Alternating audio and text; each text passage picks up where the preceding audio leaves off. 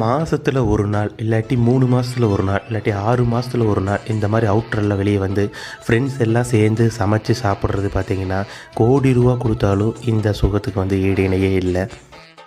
வரமிளகாவை cut பண்ணுறீங்களே எரியாதா இல்லை எரியுமா அது கையில் எரியும்?